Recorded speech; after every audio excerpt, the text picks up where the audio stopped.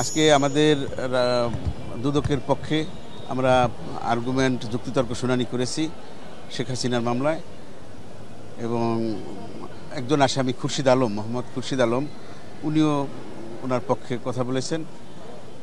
আর আগামী 27/11/2025 ইংরেজি তারিখে রায়ের জন্য ধার্য আছে।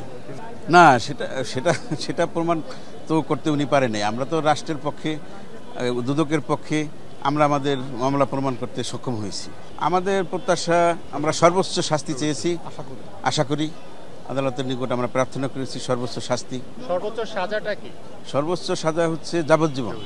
আমাদের আর্গুমেন্ট ছিল এই মামলায় যে দুদকের যে বিধি আছে বিভিন্ন প্লট বরাদ্দ সংক্রান্ত, সেই বিধি মোতাবেক ওনার রাজুকের যে বিধি ছিল সেটা ওনারা ফলো করেনি। প্রথমত রাজুকের বিধি মোতাবেক প্রথম অ্যাপ্লিকেশন করতে হয় একটা রাজুক বরাবরে, তারপর হলফনামা দিতে হয়। এই সমস্ত জিনিসগুলো তারা সম্পূর্ণভাবে প্রদান করেন নাই এবং এই রাজুকের কর্মকর্তারা এই বিধিগুলা এই প্লট বরাদ্দের ক্ষেত্রে কোনো যাচাই বাছাই ওনারা করেন নাই। অবশ্যই তারা তথ্য গোপন করেছে, কারণ হলফনামা যারা যে হলফনামা দিয়েছিলেন সেই হলফনামায় তারা তথ্য গোপন করেছে। তাদের ঢাকা শহরে শেখ হাসিনা নামে যে ধানমন্ডিতে যে বাড়ি আছে, তার ছেলের, তার মেয়ের, তারা এই বিষয়গুলো তো তারা তথ্য গোপন করে গেছে হলফনামায়। সে পাবলিক একজন সার্ভেন্ট, সে একজন বোর্ড মেম্বার, বোর্ডের দায়িত্ব কিন্তু অনেক। সেখানে সে নোট অফ ডিসেন্ট দিতে পারতেন, কিন্তু সে কোনো নোট অফ ডিসেন্ট দেন নেই। তিনি পদত্যাগ করতে পারতেন, কিন্তু সেটাও সে করেননি।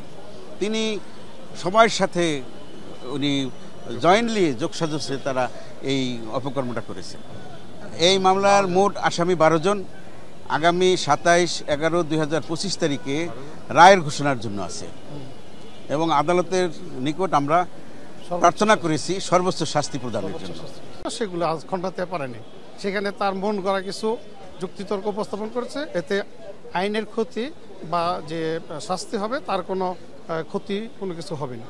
আদালত সেটা আমাদের যে যুক্তিতর্ক, যে আসামি পক্ষ যে আইনে ভায়োলেশন করছে, বিধি ভায়োলেশন করছে, সেগুলো আমরা সুন্দরভাবে তুলে ধরছি এবং 29 জন সাক্ষর মাধ্যমে আমরা প্রমাণ করতে দ্ব্যর্থহীনভাবে আমরা প্রমাণ করতে সক্ষম হয়েছি, যার জন্য আমরা আশা করি আদালত সর্বোচ্চ শাস্তি দেবে। উনি ছিলেন বোর্ড মেম্বার। একজন বোর্ড মেম্বার কোনো নথি উপস্থাপন হলে, মেমো উপস্থাপন হলে, সেখানে যদি সে মনে করে যে এই নোটটা যদি আমি সই করি তাহলে আমার ভবিষ্যতে ক্ষতি হতে পারে, তাহলে সে এটা নোট অফ ডিসেন্ট দিয়ে বসে থাকবে যেন আমি এই মেমোতে সই করব না।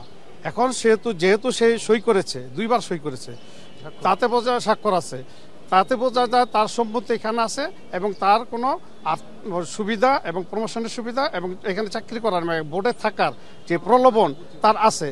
সে প্রলোভিত হয়েই এবং প্রধানমন্ত্রীর প্রভাবে এবং তার চাকরি রক্ষা এবং তার ভবিষ্যতে প্রমোশনের জন্য এইসব লোভের কারণে সে সুবিধা গ্রহণ করার জন্য সে এখানে বোর্ড মেম্বার হিসেবে সই করে।